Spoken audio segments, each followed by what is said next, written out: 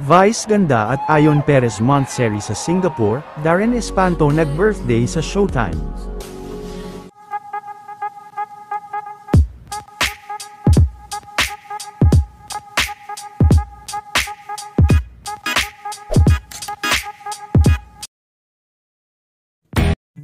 Habang nasa ibang bansa pa sila Vice ganda at Ayon Perez, ay masaya naman ang naging pagdiriwang ng Showtime family nang naging kaarawan ni Darren Espanto kanina, hindi rin nakalimutan ni Ayon na bumati sa kanya.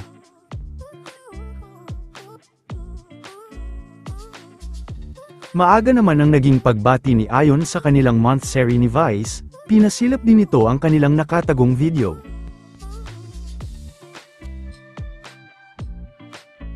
A beautiful relationship is a big adventure.